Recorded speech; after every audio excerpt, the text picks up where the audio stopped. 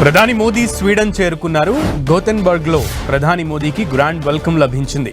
ప్రధాని మోదీని స్వీడిష్ ప్రధాని ఉల్ఫ్ క్రిస్టర్స్ ఎయిర్పోర్ట్ కు వచ్చి స్వాగతం పలికారు. మరోవైపు స్వీడన్ లో ఉంటున్న ఎన్ఆర్ఐలు ప్రధాని మోదీకి వెల్కమ్ చెప్పేందుకు గోథెన్బర్గ్ ఎయిర్పోర్ట్ కు భారీగా తరలివచ్చారు. జాతీయ జెండాలతో ప్రధానికి స్వాగతం పలికారు ఎన్ఆర్ఐలు. ఇవాళ రేపులో స్వీడన్లో పర్యటించనున్నారు ప్రధాని మోదీ.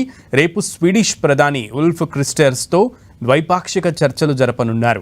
ఈ పర్యటన భారత్కు డీప్ టెక్, రక్షణ, ఆవిష్కరణలు, గ్రీన్ ట్రాన్సిషన్ రంగాల్లో కొత్త అవకాశాలు తీసుకురానుంది.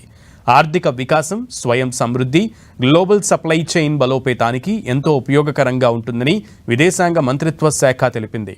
ప్రస్తుతం 280కి పైగా స్వీడిష్ కంపెనీలు భారత్లో పనిచేస్తున్నాయి.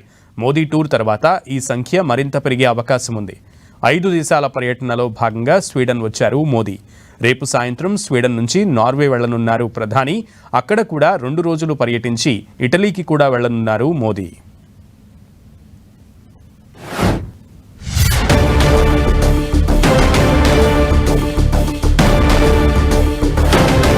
ప్రధాని మోదీకి స్వీడిష్ ఫైటర్ జెట్స్ ఎస్కాట్ గా వెళ్లాయి. నెదర్లాండ్స్ పర్యటన ముగించుకుని స్వీడన్ కు వెళ్లిన ప్రధానికి ఆ దేశ వైమానిక దళం గ్రాండ్ గా వెల్కమ్ పలికింది. తమ దేశ గగనతలంలోకి రాగానే మోదీ విమానానికి స్వీడిష్ ఎయిర్ ఫోర్స్ ఎస్కాట్ గా నిలిచింది. మోదీ విమానానికి రక్షణగా వెళ్లింది స్వీడన్ వైమానిక దళం.